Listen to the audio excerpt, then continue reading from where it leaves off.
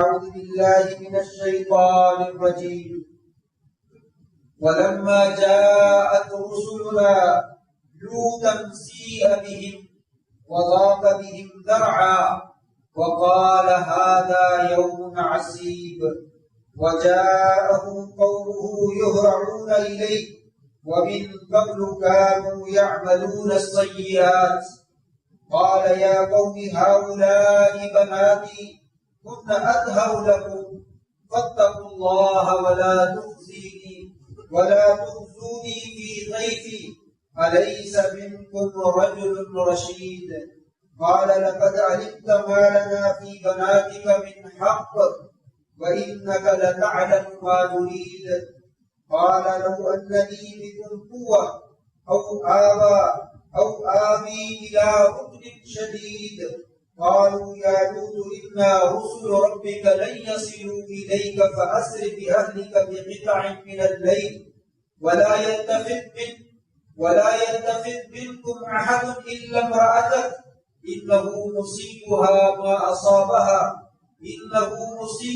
ما أصابهم إن موعدهم الصبح أليس الصبح بقريب فلما جاء أمرنا جعلنا عاليها سافلها وأمطرنا عليها حجارة من سجيل منضود مسومة عند ربك وما هي من الظالمين ببعيد. اور جب ہمارے بھیجے ہوئے یعنی فرشتے لوط علیہ السلام کے پاس آئے سیئ بہم ان کی وجہ سے ان کو پریشانی اور غمزدہ ہونا پڑا اور ان کا دل تنگ پڑ گیا اور کہا آج کا دن تو بڑا پریشانی والا اور بڑا مصیبت والا اور آفت والا دن ہے. ان کی قوم کے لوگ لوط علیہ السلام کی طرف بھاگتے ہوئے آئے اور وہ تو اس سے پہلے ہی برے اعمال کیا کرتے تھے. لوط علیہ السلام نے کہا اے میری قوم یہ میری بیٹیاں ہیں وہ تمہارے لیے زیادہ پاکیزگی کا ذریعہ ہے. اللہ سے ڈر جاؤ اور مجھے میرے مہمانوں کے بارے میں رسوا نہ کرو. کیا تم میں کوئی بھی عقل مند آدمی موجود نہیں ہے؟ انہوں نے کہا اے لوط تو جانتا ہے ہمیں تمہاری بیٹیوں میں کوئی دلچسپی نہیں ہے کوئی حق نہیں ہے اور تو جانتا ہے ہم کیا چاہتے ہیں. لوط علیہ السلام نے کہا کاش آج میرے لیے کوئی قوت کی جگہ ہوتی میں اس کی طرف پناہ لیتا اور ان کو اپنے ساتھ ملاتا اور تمہارے ساتھ مقابلہ کرتا.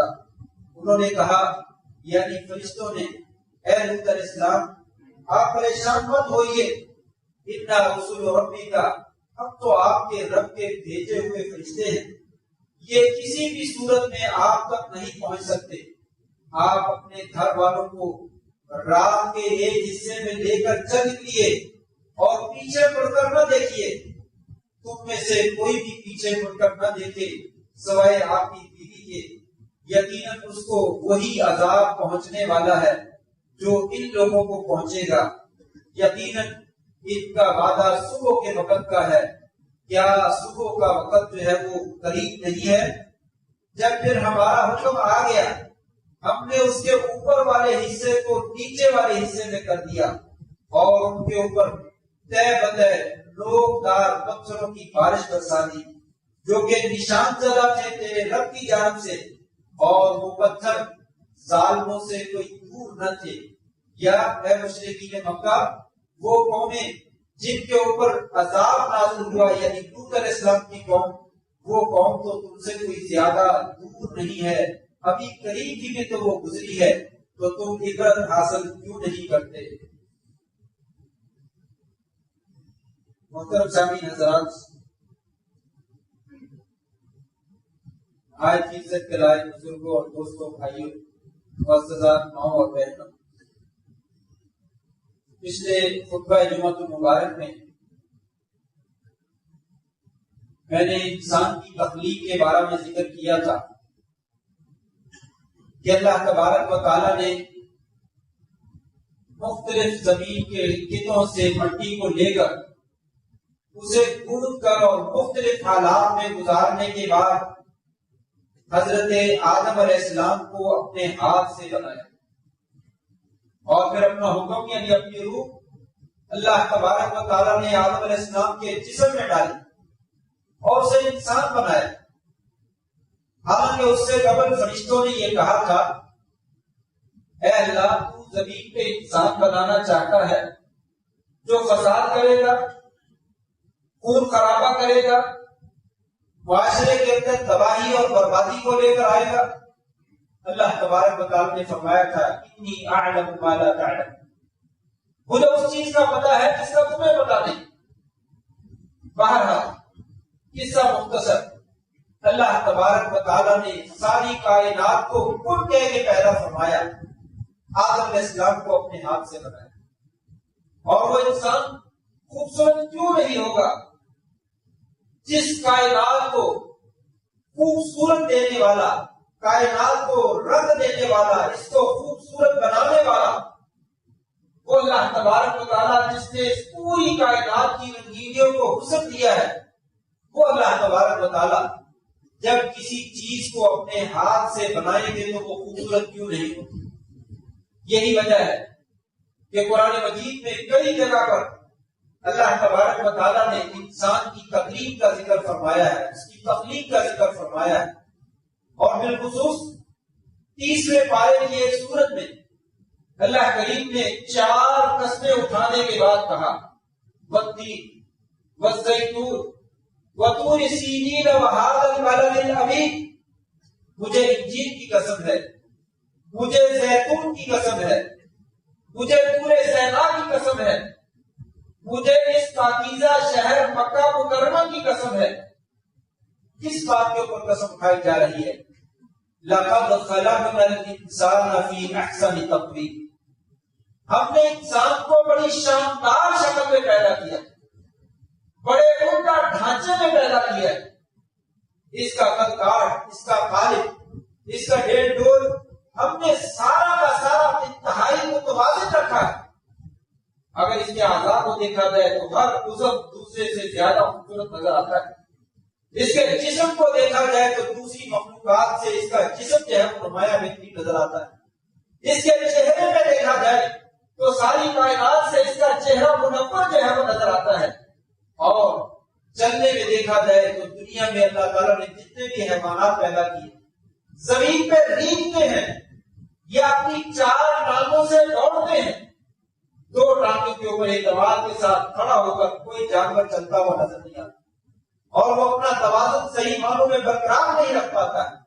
لیکن انسان کو یہ صلاحیت بخشی کہ وہ 2 پاؤں پہ 2 ٹانگوں پہ کھڑا ہو کر جو ہے وہ چلتا ہے. اور سب سے بڑی بات, میں نے لقد خلقنا الانسان فی احسن تقویم, اس کو عمدہ اور اعلیٰ ڈھانچے میں پیدا کیسے کیا ہے؟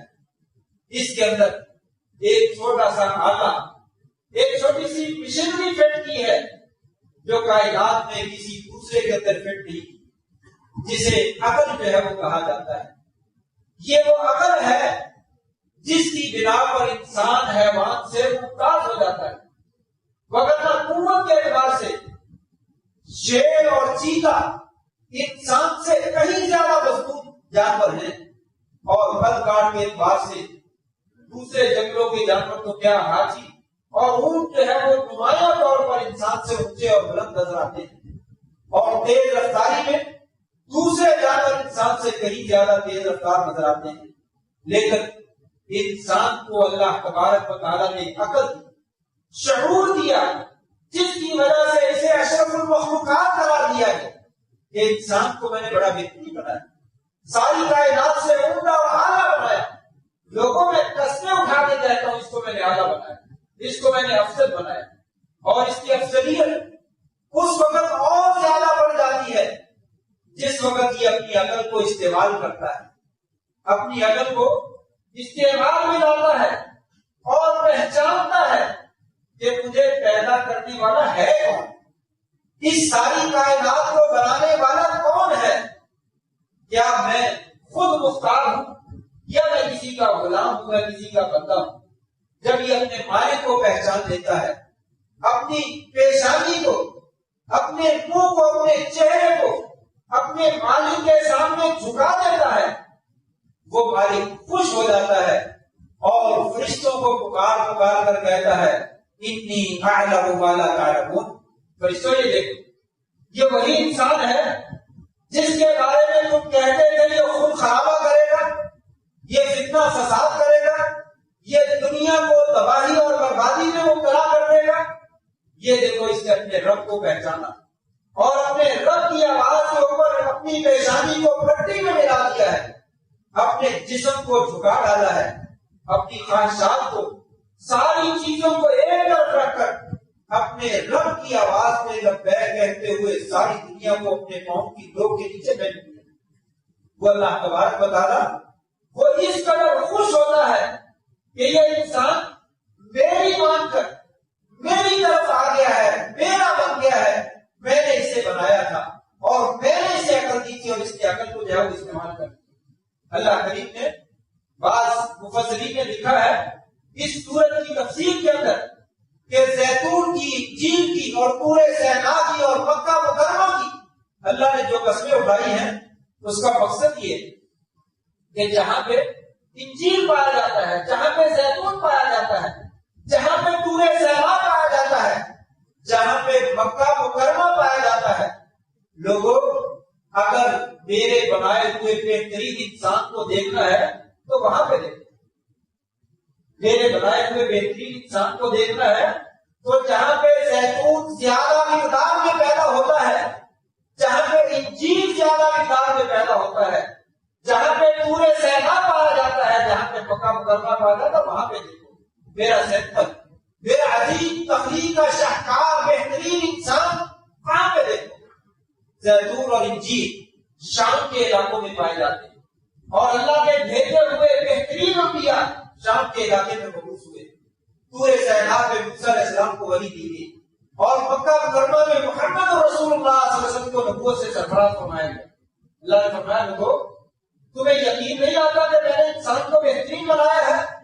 ان 4 جگہوں پہ میں نے جو انبیاء بھیجے ہیں ان کو دیکھو، میری تخلیق کا بہترین شاہکار ہے، اس اعتبار سے بھی کہ ذاتی شکل و صورت کے اعتبار سے بھی بڑا خوبصورت، بڑے حسین ہیں اور اندر کے اعتبار سے بھی بڑے صاف ستھرے، نظیف، اور اپنی عقل کو استعمال کرنے والے، اپنی عقل کو استعمال کیا، اپنے مالک کو پہچانا، اپنے آپ کو بھی اللہ کی بندگی میں لگایا اور اپنی ساری زندگیاں، اپنی ساری توانائیاں ان انبیاء کرام نے صرف ایک مشن پر گزار دی، صرف ایک مشن پر گزار دی، جس کی وجہ سے میں رب مجبور ہوا کہ 4 قسمیں اٹھا کر میں نے کہا میں نے انسان کو واقعی بڑا خوبصورت پیدا کیا۔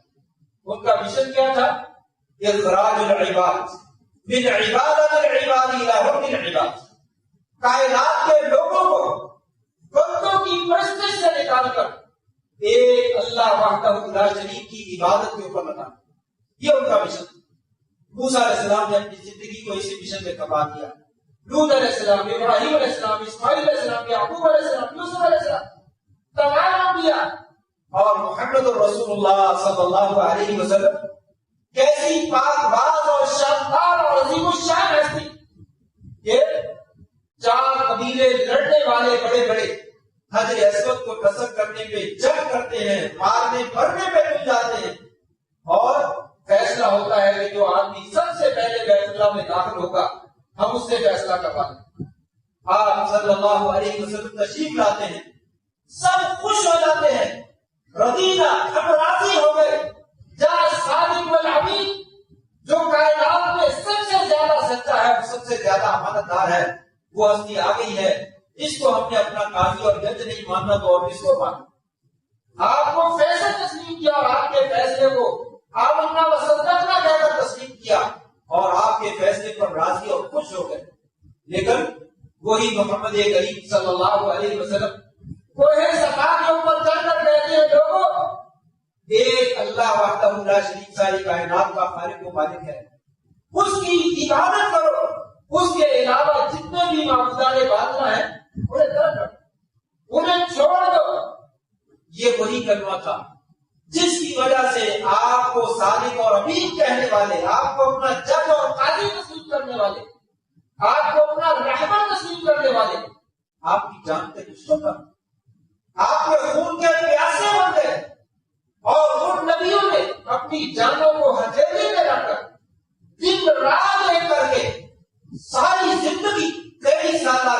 پادشاہ آپ صلی اللہ علیہ وسلم نے صرف اسی بات پہ خرچ کر دیا ہے لوگوں، ایک اللہ کی عبادت، ایک اللہ کا کہا مانو، ایک اللہ کے علاوہ کسی اور کا کہا۔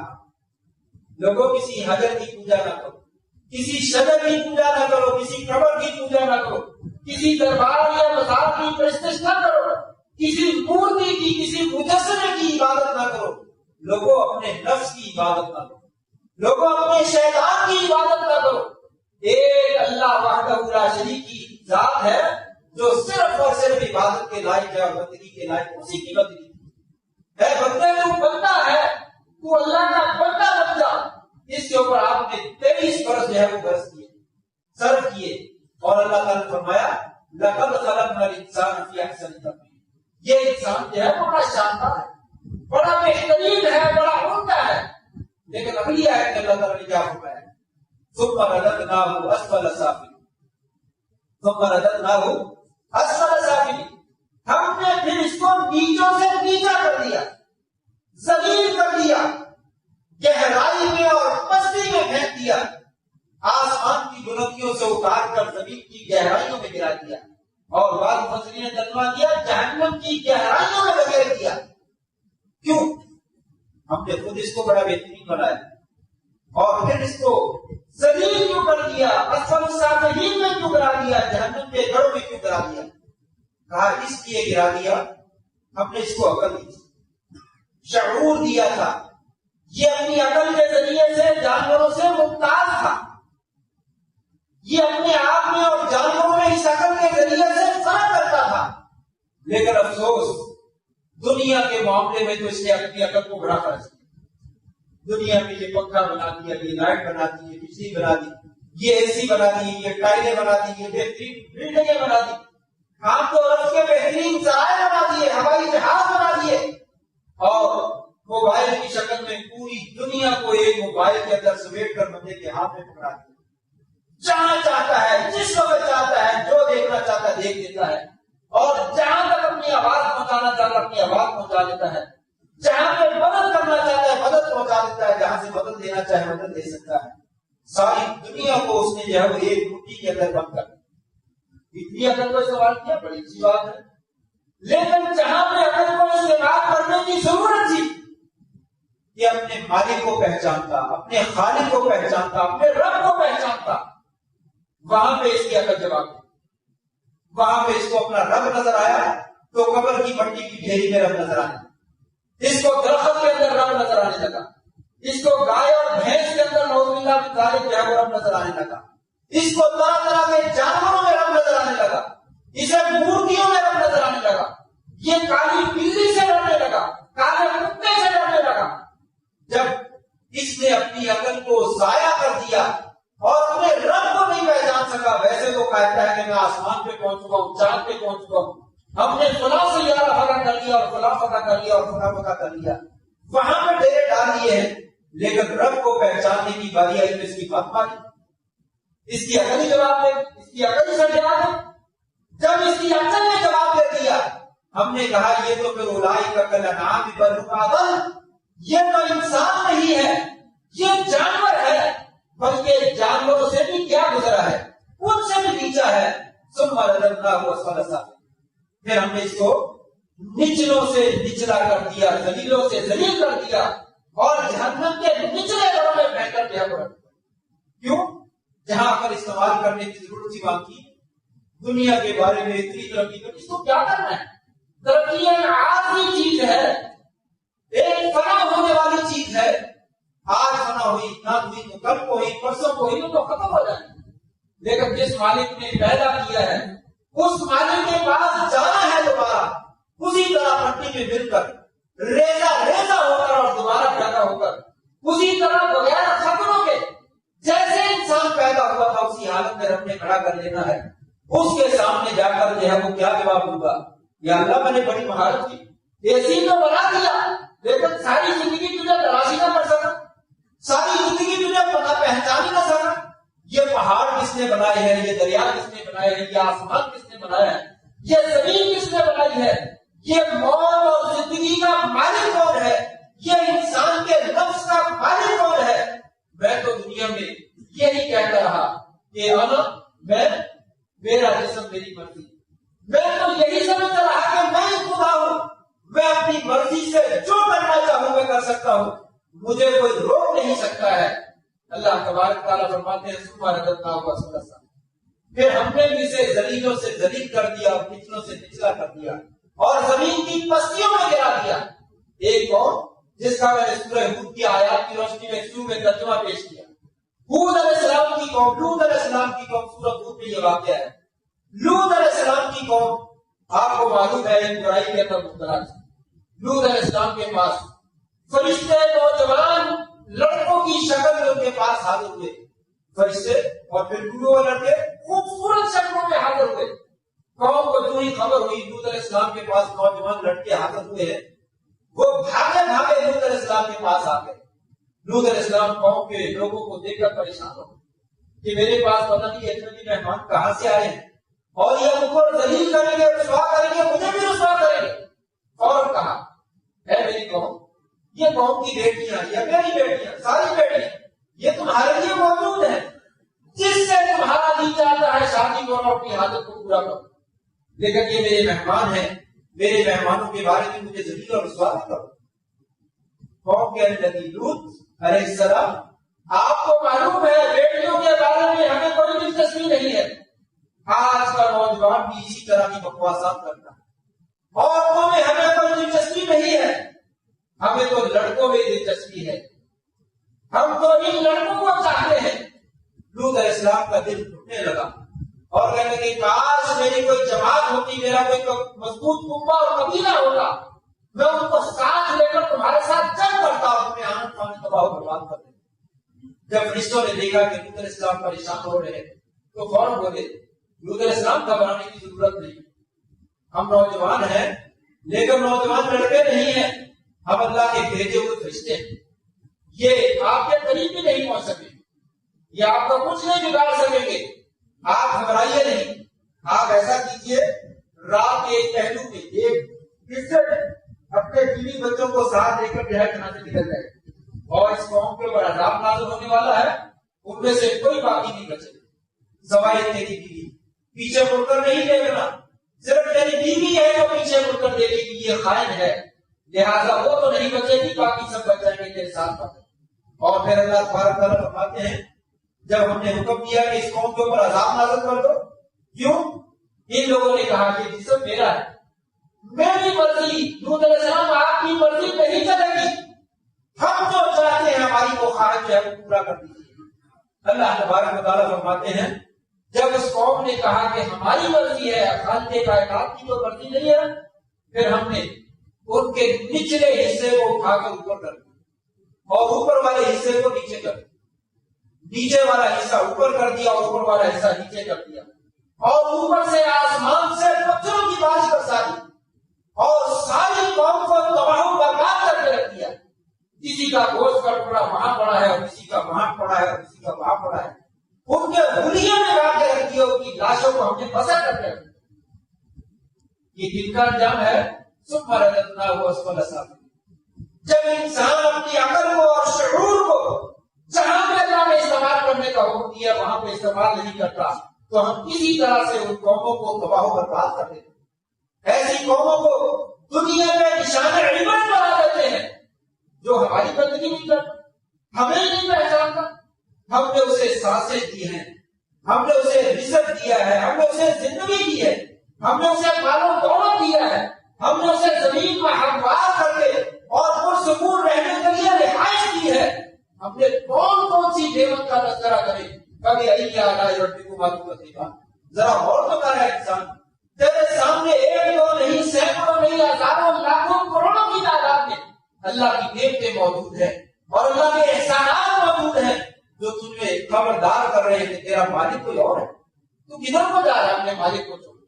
اگر تو اپنی منمانی کرے گا اور شیطان کی پرستش کرے گا تو پھر اسی طریقے سے ہوگا ثم رددناہ اسفل سافلین. ہم پھر ذلیلوں سے ذلیل کر دیتے ہیں اور تباہ و برباد کرتے ہیں. پچھلے خطبہ میں نے ذکر کیا تھا کہ ایک بل جو ہے وہ پاس کیا گیا, ظاہر ہے اس میں خواجہ سروں کے حقوق کا تحفظ کیا گیا, لیکن اس کے ضمن میں معمولی سی بات لکھی گئی ہے تاکہ کسی کو شبہ بھی نہ پڑے. وہ یہ کہ ہر بندہ جو بھی اپنی جنس تبدیل کروانا چاہے، اشارہ یہ ہے کہ خواجہ سلام میں سے، لیکن نیچے والا پہرا جو ہے وہ مطلق، وہ خالی ہے. جو آدمی پڑھنے والا محسوس کرتا ہے اوپر والے لوگوں کے بارے میں، لیکن حقیقت میں وہ شرط مطلق ہے کہ جو بھی عورت بننا چاہے وہ عورت بن جائے، جو مرد بننا چاہے مرد بن جائے. اور گورنمنٹ کو قانون پاس کرنے والوں کو یا لینے والوں کو پابند کیا گیا کہ اس کے مطابق جو ہے وہ عمل کیا جائے.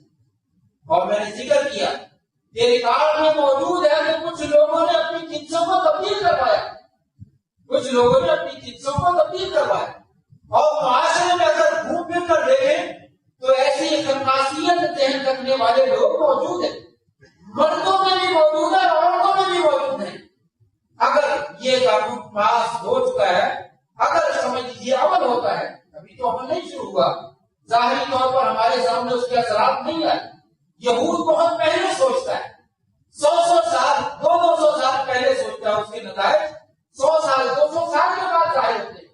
اور ہم 100 سال کے بعد ہمیں پتا چلتا ہے کہ ہمارے خلاف کوئی سازش، ہم نے وہ جو کام کیا تھا وہ غلط کیا تھا، وہ صحیح نہیں کیا.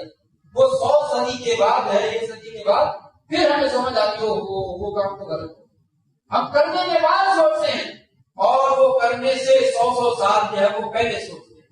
اس لیے اس کے نتائج ہو سکتا ہے ابھی فوراً نظر نہ آئے، حالانکہ ابھی بھی نظر آتے ہیں، لیکن جو اس کی تباہی اور بربادی آنے والے وقتوں میں آ رہی ہے، اگر اس کے اوپر عمل درآمد ہو جاتا ہے تو یہ انسانیت کا حلیہ جو ہے وہ بگڑ جائے. یہ فطرت مسخ ہو کر رہ جائے گی کہ عورت کو مرد بنا دیا، مرد کو عورت بنا دیا جائے. یہ ممکن کیسے ہے؟ اللہ تبارک و تعالیٰ نے 2 صنفیں بنائی ہیں. اللہ کی یہ تخلیق ہے اور اللہ ساری کائنات کا مالک ہے. اور اگر ایسا ہوتا تو قوم لوط کو یہ کہنے کی کیا ضرورت تھی کہ لوط علیہ السلام یہ لڑکے ہمارے حوالے کر. وہ کہتے ہیں یہ لڑکیاں بھی تو لڑکے ہیں، جاؤ حاضرہ سے شناختی کارڈ بنوا لو، شناختی کارڈ بنوا کر یہ لڑکیاں جو ہے وہ لڑکے بنا لو، دے دو. لیکن ایسے کہاں ہوتا ہے؟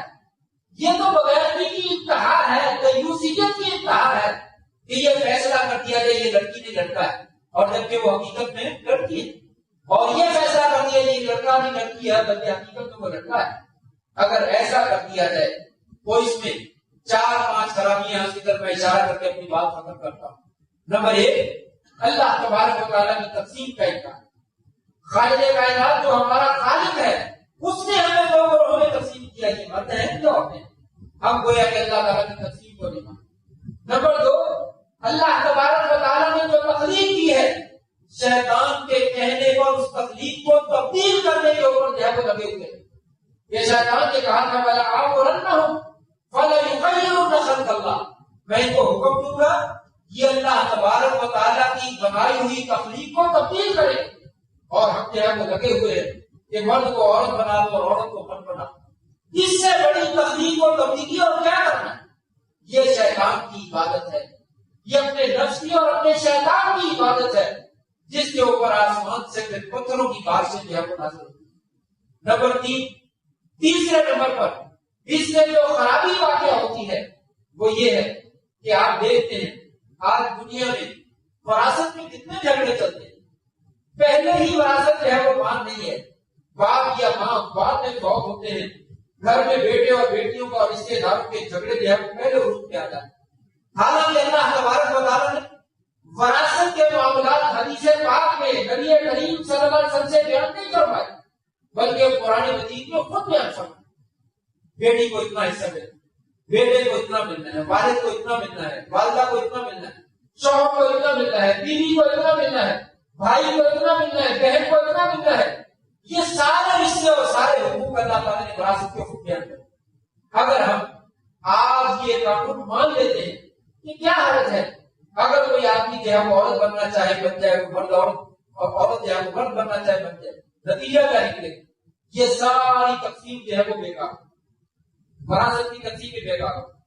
اللہ تعالیٰ نے کہا یہ بیٹی ہے اس کو اتنا حصہ ملنا ہے، ہم نے کہا نہیں یہ بیٹا ہے اس کو سارا اتنا ملنا ہے. اللہ نے کہا یہ ماں ہے اس کا اتنا حصہ بنتا ہے، اب کہیں گے نہیں ناظرہ کہتا ہے کہ نہیں یہ تو والد ہے اس کا اتنا حصہ بنتا ہے. اب فرض اس طریقے سے تمام رشتوں کو تبدیل کر کے رشتے وراثت کا جو قاعدہ ہے اور قانون ہے اس کے جو ہے وہ بقیہ ڈھیر کے رکھ دیں گے اور وراثت اپنی منمانی سے جو ہے وہ تقسیم کریں گے. جو آدمی قبضہ کرنا چاہے وراثت کے ناظر سے سرٹیفکیٹ لے کر جو ہے وہ قبضہ کرے. تو یہ وراثت کے اصولوں کو جو اللہ تعالیٰ نے بنایا اس کو بھی تباہ و برباد کرنا. اور اسی طریقے سے معاملات کے حوالے سے کس قدر جو ہے وہ یہ ہولناکی کی بات ہے.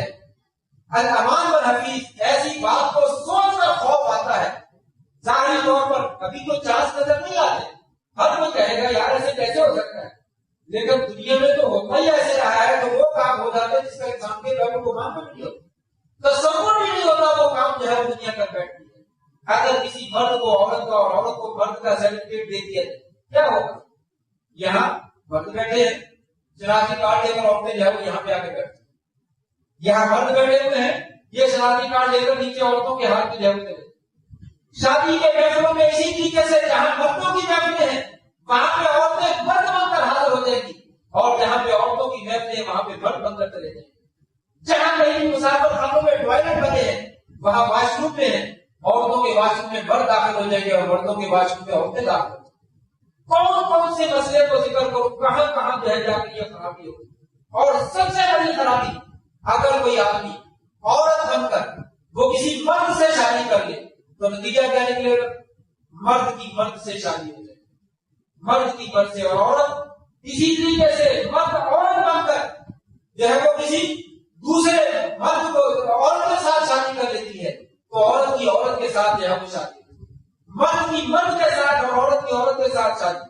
یہ قوم لوط کا عمل نہیں, یہ انسانیت کو زمین کے اندر دھکیلنا نہیں ہے, اپنی غیرت کو تباہ و برباد کرنا نہیں ہے. یعنی جو انسان دنیا کے اندر فحاشی اور اڑیانی پھیلانا چاہتا ہے اس قانون کے ذریعے سے انسان جو ہے اس کو عام کر سکتا ہے. اصل میں یہ غیر مسلموں نے قانون بنایا ہے اور وہ اپنے ملکوں میں ایسا کر چکے ہیں اور ان کے ملک کو تباہ و برباد ہو چکے ہیں. وہاں پہ کوئی آدمی ماں باپ کو نہیں پہچانتا, بہن بھائی کو نہیں پہچانتا, صرف انسان کے طور پر ایک دوسرے کو پہچانتے. یہ بھی بندہ ہے, یہ بھی بندہ, بس یہ بھی عورت ہے, یہ بھی عورت ہے, بس. لیکن معاشرہ اس تباہی اور بگاڑ کا شکار ہے اس سے وہ بخوبی باخبر.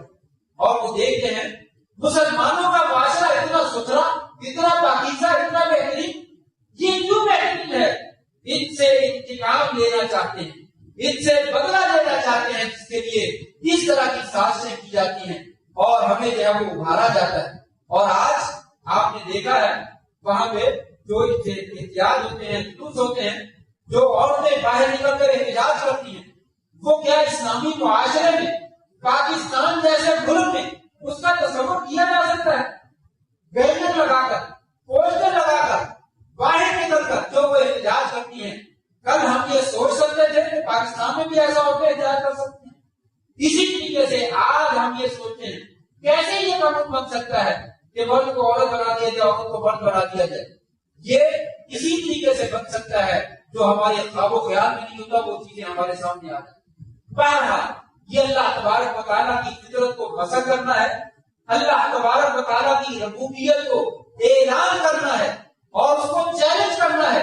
یا اللہ نعوذ باللہ من ذالک, تو خالق نہیں ہے, ہم خالق, ہم اپنی مرضی کے خود مالک ہیں, جو مرضی کرنا چاہیں کر لیں. تو یاد رکھو پھر اس کا انجام کیا ہوگا؟ ثم رددناہ اسفل سافلین. پھر اللہ تعالیٰ فرماتے ہیں میرے تو بائیں ہاتھ کا کھیل تو بہت دور کی بات ہے, میں تو کون کہتا ہوں, میں تو پانی بھیج دوں تو قوموں کی قومیں اور علاقوں کے علاقے اور بستیوں کی بستیوں کو دباؤ برباد کروں. میں تو زمین کو حکم دیتا ہوں تھوڑا سا, وہ تھوڑا سا ایسے ہلتی ہے ساری کائنات جو ہے وہ آنند فانند جو ہے وہ ڈگمگا جاتی ہے, اور اگر تھوڑے سے جھٹکے زیادہ ہو گئے تو ساری تباہ و برباد ہو جائے.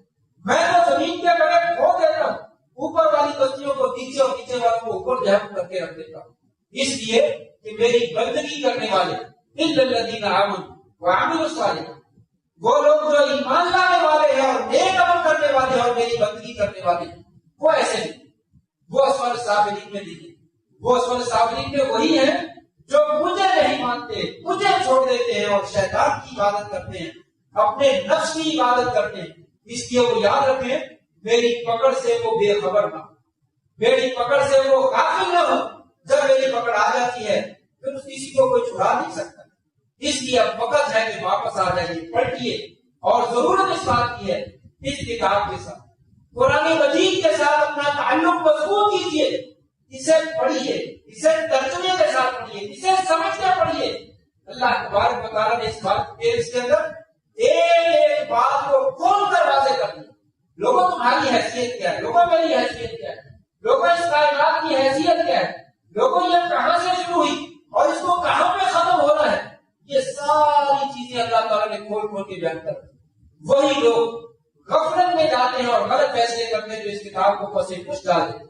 آج ہم نے بھی ڈال دی، انگریزی تو ہم کو بڑی خوب آتی ہے، بزنس مینی تو ہم کو بڑی خوب آتی ہے، دنیا داری تو ہمیں بڑی عمدہ طریقے سے آتی ہے، نہیں آتا تو قرآن مجید نہیں آتا، پڑھنا نہیں آتا ترجمے کے ساتھ تو بڑی دور کی بات ہے، اس میں جو مسائل اور مفاہیم بیان کیے گئے وہ تو بہت دور کی بات ہے۔ اس لیے ضرورت اس بات کی ہے کہ اپنا تعلق جو ہے وہ کتاب اللہ سے مضبوط کیا جائے، اللہ کی کتاب کو پڑھا جائے، سمجھا جائے، اس کے مطابق عمل کیا جائے، تبھی ہماری نجات ہے۔